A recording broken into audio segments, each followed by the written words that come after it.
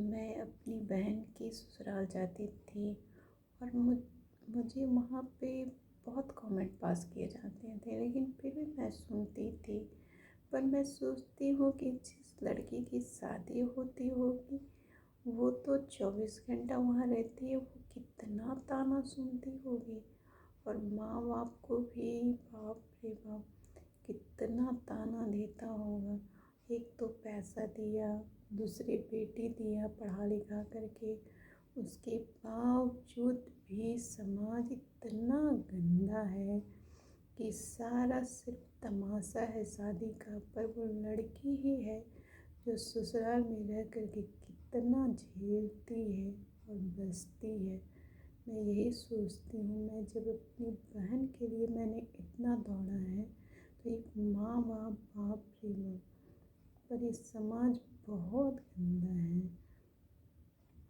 जो लड़की ससुराल में जाकर के बस जाती होगी वह सोचिए एक बहुत बड़ा तीर मार लेती होगी, क्योंकि इतनी आसान नहीं है।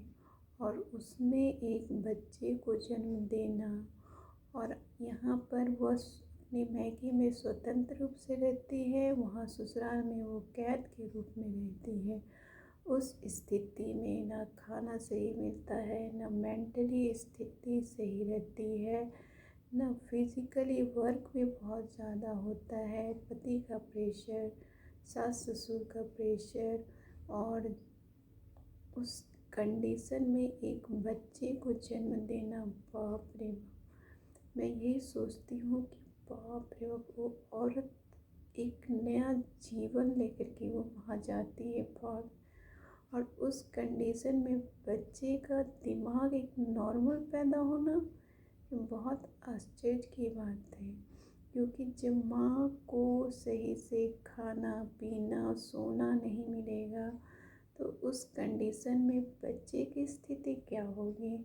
उसकी मेंटली कंडीशन तो बहुत ही लो होगी, और वो बच्चा फिर आगे जा कर के किस स्थिति में आगे जाएगा।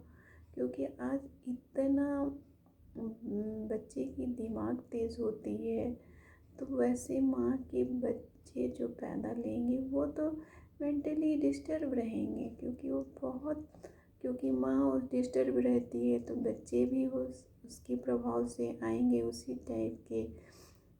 तो मैं सोचती हूँ कि इसके लिए लड़की कहाँ संघर्ष करेगी। लड़की को समाज दबा देता है, परिवार दबा देता है, और लड़की खुद अपने बल पर यदि बाहर निकलती है तो समाज में गंदे लोग हैं जो उसे तबाह करने पे लगे होते हैं।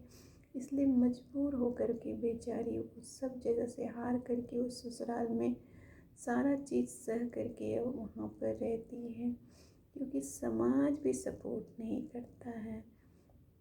इसलिए मुझे आप लोगों से यही रिक्वेस्ट है कि आप लोग समाज में लड़की को